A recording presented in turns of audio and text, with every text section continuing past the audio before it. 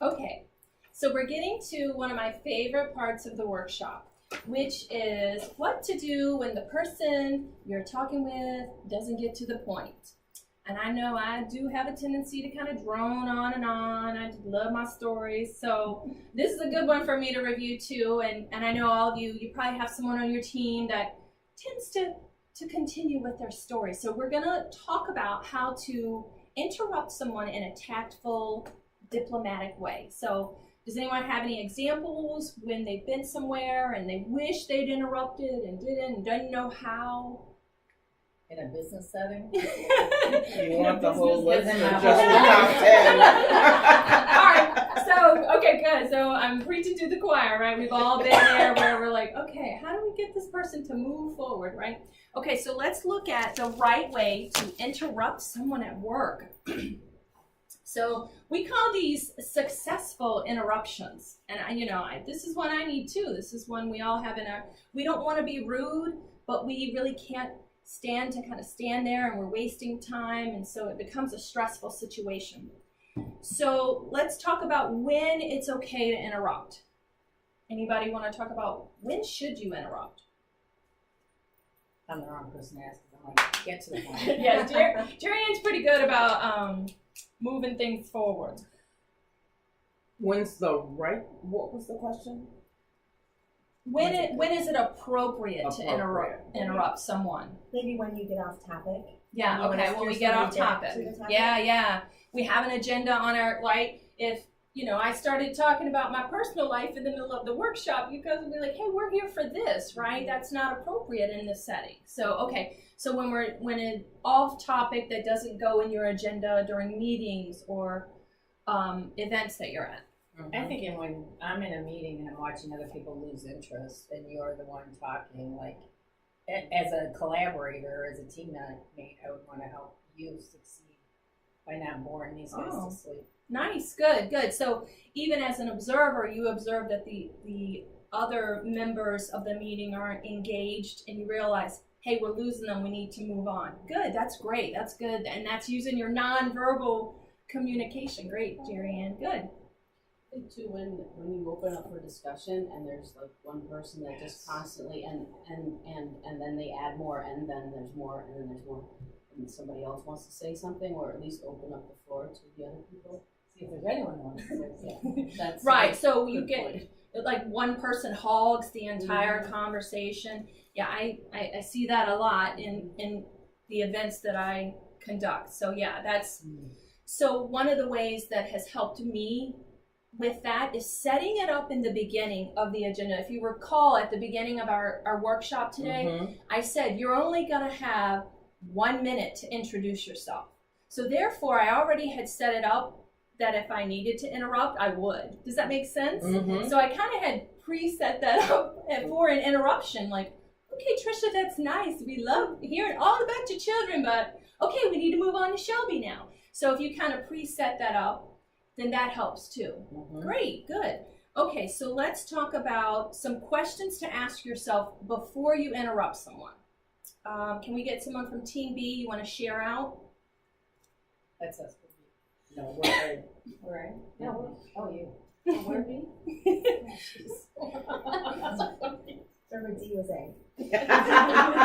That's true.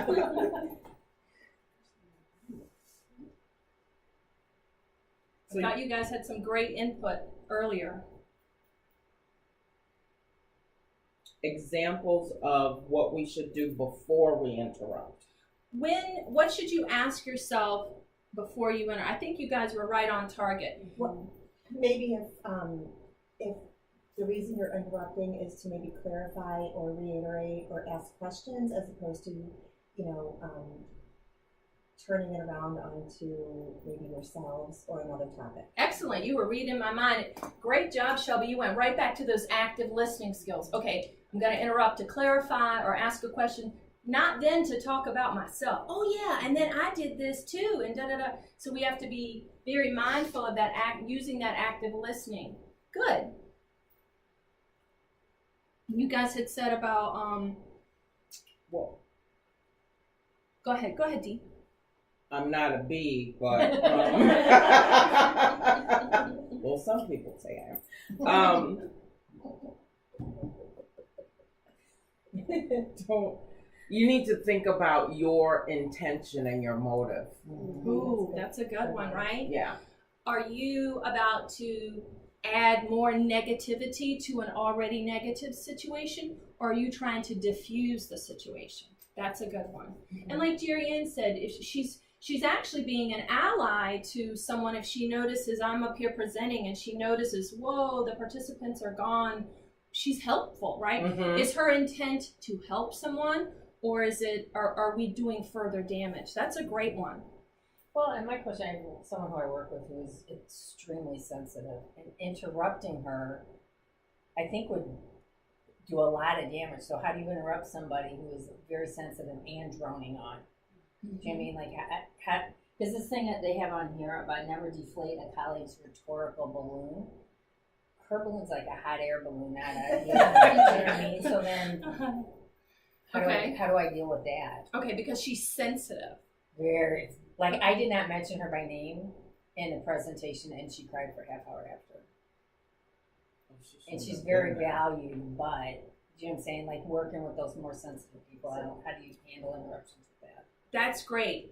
That's a great question. We'll touch on that today. And I also have, Jerry Ann, for you some more resources and activities that dig a little bit deeper into that. And we can touch base afterwards today, because I've got some on teamwork and how to deal with sensitive people or highly toxic people. Oh, cool. And we can talk more about that too. Right. That's a great question. So maybe even in this instance of stating your intent, say, hey, I'm sorry to interrupt, but we've got to hit this deadline and we only have 5 minutes left. So that do you feel like that might work with her, like stating that intent? Because like you said, you're trying not to deflate her, right, but you really do, you value you can even say, hey, I value our time together. So I just want to make sure that we get done what we want to get done. Oh, that's what, right? Mm-hmm. That's really right. Yeah, that is good. That's one D I use a lot. I value our time together, so I want to make sure we get what you want accomplished. And I bring it right back to that person. Yeah. I want to make sure you get done what you want to get done, even though really it's like. All right. Nicer, so I love the questions. Can we get someone from? Are we on A? Are we on A's now? A's. Sure. Okay, A's. Sure. How about when? So ask yourself some questions. Are you going to make a stressful situation more stressful, right? We talked about that a little bit. Mm-hmm. How about number 2? People angry, hurt, and indignant. Yeah. How do we avoid that? Well, count to 10 works really well. Does anybody use that? Counting before speaking? I can imagine that would be helpful. Since I tend to be an introverted thinker and I process first inside my head, I usually have the opposite problem. People are waiting for me to say something, right, and I'm just kind of soaking it in, okay, and collecting myself. But there have been a few times where it's like the top popped off the teapot. But that's really good too, and we're going to hit that in our next section of our workshop, which is communicating with tact in those difficult situations. And that's one of the things, Jerry Ann, is actually counting in your head, just smiling and counting to 5 or 10 if you need to. So those are good. Okay, so are you going to prevent a person from making a point that they've been leading up to? Oh, there you go, about the past 5 minutes, right? So they're leading up to a point. Maybe ask more pointed questions to help steer them to the end of their story. Yeah. If you a lot of times you can kind of get a feel for where people are going, and maybe if you could help them along by asking questions. That's great. Or even, yeah, that's great. What would you like us to do, or where would you like us to put this, or get them kind of moving towards what the point of what it is that they want to get. What are you really needing to get out of this? How can I help you with this? Yeah. What specifically? That's a nice generic one. How can I help you with this? what can we do to get what you want? And again, and I love that, Shelby, we're bringing it right back to that person. We're not making them feel bad because you bring it back to them, but you're moving things along. I like this next one. Wake me when it's over. And again, that doesn't help our situation. It doesn't help our situation when we're kind of using sarcasm or making pointed remarks at one person, or even to our colleagues, right, about another colleague, because they know that if you do it with them, you'll do it to them behind their back. So we don't want to set that up either, even though it can be difficult to move things along. So what are some, so let's practice. What I'd like to do now is practice some ways to interrupt. And you know, we might not do it correctly the first time, so we'll practice it a couple of times. So what are some ways, who would like to volunteer to tell a story and we'll interrupt that person, if they don't mind? I'm gonna ask for a volunteer. I don't have stories. I'm way too much to tell my day yesterday. Okay. All right, so we got a volunteer. Trisha's gonna volunteer, and we're in a meeting, okay? And the meeting is about a project that is due next Friday, okay? And each of you have a part in this project, and Trisha is our project coordinator, okay? But Trisha's gonna talk about yesterday, right? You're gonna talk about a personal issue, okay? Okay, so we've got a project deadline next Friday, and Trisha's our project coordinator. So y'all are gonna kind of interrupt tactfully. We'll practice, okay? And we'll give each other feedback, okay? Yeah. I thought I was gonna do it. Now I've gotta put myself on top. Okay, so I know we've got a lot going on here, but I just wanted to just share with you guys that I had this really terrible thing happen this day, and everything happened all at once. My kids kept coming in while I was trying to get my things done, and it was just one thing after another, and then their dad was calling me, and I just had all of this going on, and it reminded me of, you know, the year before when I was here in the same place, and I just couldn't get past that, and then I just got so emotional in that moment that I just had to just step away, and then that brought me to another lower place of just thinking about how did I get here in my life, and Trisha, it sounds, I can hear in your voice how frustrating that must have been, and it's a shame that you had to have a day like that yesterday. And I'm glad you felt safe enough to share that story with all of us. And of course, we want to support you.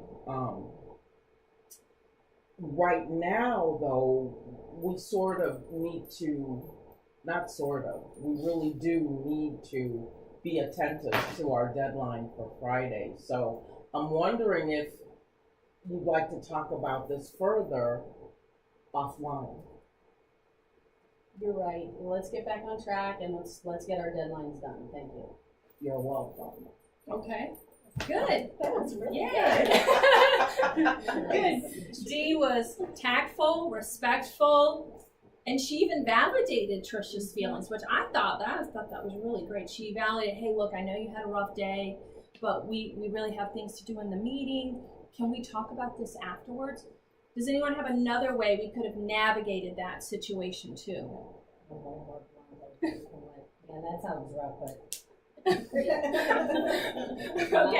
pointing at watch. you know, though somebody had said that when I asked a question and someone told me that, and it shut me down to engage with them at all. So I think like that's a horrible thing to say and to be mindful of. But yeah, and it's true, right? It isn't the time or the place, but how do you say that without saying that? You know what I mean? Like, hey, the soap opera is great, but I can't believe you just could reel that all out too. Like, man, you're a good role player. Yeah, it was not at all what I was going to share. It's just share about letter D.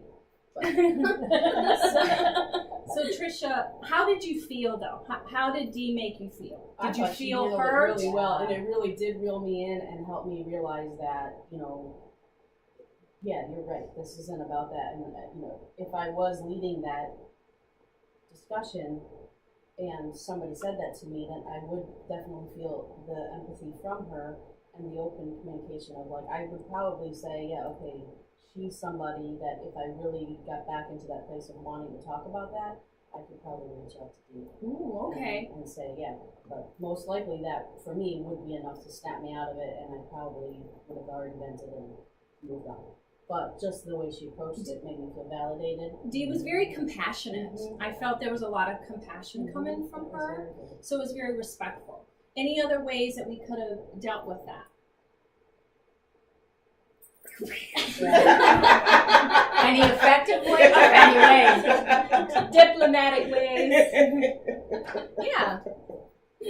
No, but what Dee did, Yeah, I'll that was yeah, a going great forward. example. Yeah, So really good. just saying, hey, we appreciate you. Even if it's not necessarily bad, you can say, hey, I appreciate you sharing your happy story, but we've got a deadline, and I just don't want you to miss your deadline. Again, bringing it back to that person. And I know you had an agenda. You might want to get back to your agenda so you don't miss out on what it is you want to cover today. Because I know you want us to get accomplished what you want us to get accomplished. So kind of bringing it back to that person, but in a validating what they're saying, but then moving it along, right? Great. Even saying, we can even be a little more direct. So, excuse me, I know you're trying to share a story, but I want us to do blah blah blah, right? And your point. There's a way, I know this is a little more blunt, but your point about that is, I just want to make sure I'm hearing you, even kind of, like Shelby said about clarifying it a little bit. I do that. What does it say? That's one of my favorites. I play them a lot. I'm not sure I understand exactly what you're saying about that. It does reel me in. I literally just had a meeting yesterday where I was like, okay, so I play dumb, and you need to know. Okay. I'm actually playing dumb to back you up, and this is how it works. And they were like, oh! Yeah. Okay. So when you say play dumb, clarify that for me. So, like, with Trisha's thing, I would have been like, I wouldn't have been as good as Dee, but, man, that sounds really tough. But I'm not sure I understood what we were talking about before. Getting back to the project? Okay, so you circle back. Yeah, Yeah. it's really good, yeah. Yeah, and there's one here about giving a compliment. Okay, so, which is kind of what Dee did, and she validated, but also, so say someone is like on the other spectrum, very, very wound up and very energetic. Wow, I really love your energy, and I love that you're sharing these stories, and you really are glowing today, but I really need you to tell me what you want me to do on our project. So you see how you kind of sandwich that with a compliment, so therefore you kind of steer them as, does that seem helpful? Yeah, very helpful. Okay, yeah, that's a good one, yeah. So you're kind of acknowledging that, hey, you're kind of gone off, but in a nice way, like, wow, you have so much energy and you're sharing lots of your stories, but we need to get back to this. So great, so we're gonna take a break. And then when we come back, we're going to talk more about what Jerry Ann says. She's got some highly sensitive people on her team. Maybe you've got some toxic people. And we're going to talk about that and how to deal with that negativity when we get back. So I've got some Post-it notes there. If you've got some questions, specific questions, leave those for me, and I'll prep through them during our break. Can I ask a question before we go? Sure. What did you say we could do about getting more information?